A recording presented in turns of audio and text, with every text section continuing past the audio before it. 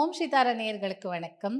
நமக்கு வரக்கூடிய பிரச்சனை இல்லை நம்ம ஆல்ரெடி பிரச்சனையில் இருக்கோம், அப்படி இருந்தாலும் மெயினாக ஃபைனான்ஸ் ரிலேட்டட் இஷ்யூஸ், பண பற்றாக்குறை இருக்குது, நிதி நெருக்கடி இருக்குங்கிற பட்சத்தில் நீங்கள் டெய்லி என்ன பண்ணுங்கள், சாப்பிட்றதுக்கு முன்னாடி இல்லை டெய்லியே நீங்கள் உணவை எடுத்துக்கொள்ள முடியும் முன்னாடி ரொட்டி துண்டு நாய்க்கு இல்லை பசுமாட்டிற்கு கொடுத்து பழக்கப்படுத்துங்க. அப்படி பண்ணும்போது கொஞ்சம் நாளடைவில் இது வந்து ஒரு நாள் நான் பண்ணிட்டேன் காலையில் தான் நான் நாய்க்கு தான் சில டைமில் ஃபோன்ஸ் வருது என்னென்னா, நீங்கள் சொன்ன பரிகாரம் நான் பண்ணிட்டேன், காலையில் பண்ணேன், சாயந்தரம் ஏன் எனக்கு சரியாகலை அப்படின்னு கேள்விகள் எல்லாம் வருது. தன்னால் சேர்த்து வைத்த கர்மால இப்போதான் நம்பர் 1 மைனஸ் போட்டிருக்கோம். ஒரு கர்மா கழிஞ்சிருக்கு, இன்னும் எவ்வளோ இருக்கோ அது கொஞ்ச நாள் பண்ணணும்.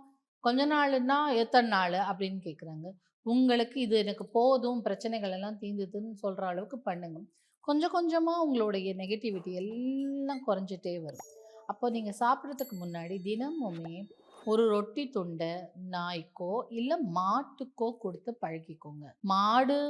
மாட்டுக்கு நம்ம வந்து எஸ்பெஷலி அகத்திக்கீரை வாங்கி கொடுப்போம் இல்லையா, அந்த மாதிரி நீங்கள் வந்து அது வந்து அமாவாசை நாளில், பௌர்ணமி நாளில், அப்படி நல்ல நாளில், வெள்ளிக்கிழமையில் வாங்கி கொடுப்பாங்க. இது தினமுமே ஒரு ரொட்டி துண்டு கொடுக்குற ஒரு வழக்கம்னு வச்சுக்கோங்க. அப்படி பண்ணும்போது நிதி நெருக்கடி நம்ம வாழ்வில் இருந்தால், எல்லாருக்குமே நிதி நெருக்கடி இருக்கும். நம்மளுடைய அளவு வந்து 1000களில் இருக்கலாம், 100களில் இருக்கலாம். பணக்காரங்களுடைய நிதி நெருக்கடி லட்சங்களில் இருக்கலாம். அதை விட பணக்காரங்களோட நிதி நெருக்கடி கோடிகளில் இருக்கலாம். எல்லாருக்குமே ஓரளவுக்கு நிதி நெருக்கடி இருக்கத்தான் செய்யும் இல்லையா? அப்போது அவர்கள் எல்லாருமே, நான் இப்போ வீட்டில் நாய் வளர்த்திங்கன்னா கூட பரவாயில்ல, அந்த நாய்க்கு ஒரு ரொட்டி துண்டு நீங்கள் உங்கள் கையால் போட்டுட்டு அதுக்கப்புறம் சாப்பிடுங்க.